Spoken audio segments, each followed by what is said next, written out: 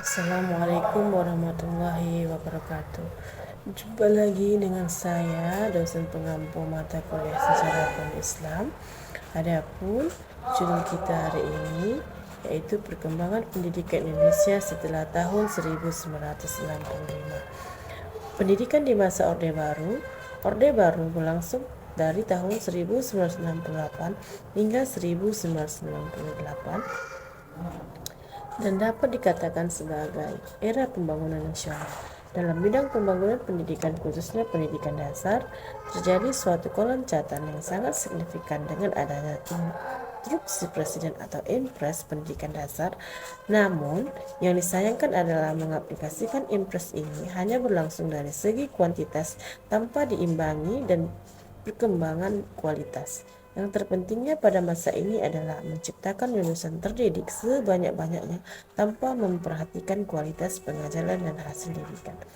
Kurikulum pada masa Orde Baru yaitu dimulai dari kurikulum tahun 1968, kemudian kurikulum 1975, kemudian kurikulum 1984, dan berlanjut kurikulum 1994. Pendidikan di masa reformasi.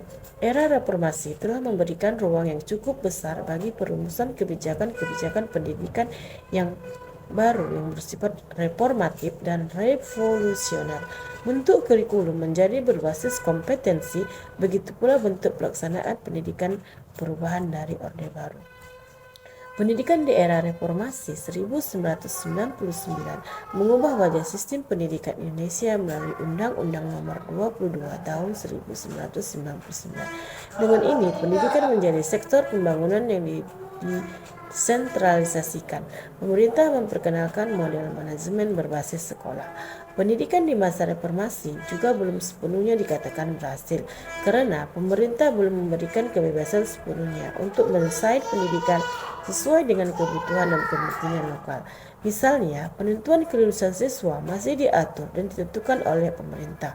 Walaupun telah ada aturan yang mengatur posisi siswa sebagai subjek yang setara dengan guru, namun dalam mengaplikasi, guru masih menjadi pihak yang dominan dan mendominasi siswanya, sehingga dapat dikatakan bahwa pelaksanaan proses pendidikan Indonesia masih jauh dari dikatakan untuk memperjuangkan hak-hak siswa.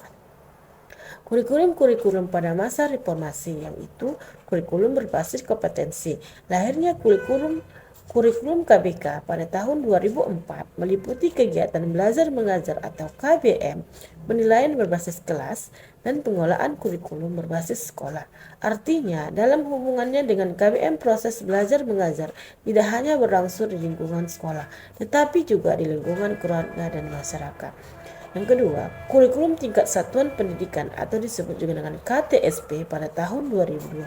Secara umum, KTSP tidak jauh berbeda dengan KBK, namun perbedaan yang menonjol terletak pada kewenangan dalam penyusunannya, yaitu mengacu pada administrasi sistem pendidikan. Pemerintah pusat menetapkan standar kompetensi dan kompetensi dasar, sedangkan sekolah dalam hal ini guru dituntut untuk mampu mengembangkan dalam bentuk silabus dan penilaiannya sesuai dengan kondisi sekolah di daerahnya. Dan dalam kurikulum ini, unsur pendidikan dikembalikan kepada tempatnya semula, yaitu unsur teoritis dan praktis. Namun, dalam kurikulum ini, unsur praktis telah ditekankan pada unsur teoritis. Setiap kebijakan yang dibuat oleh satuan terkecil pendidikan dalam menentukan metode pembelajaran dan jenis mata ajar disesuaikan dengan kebutuhan siswa dan lingkungan sekitarnya. Oke, hanya inilah yang bisa Ibu sampaikan.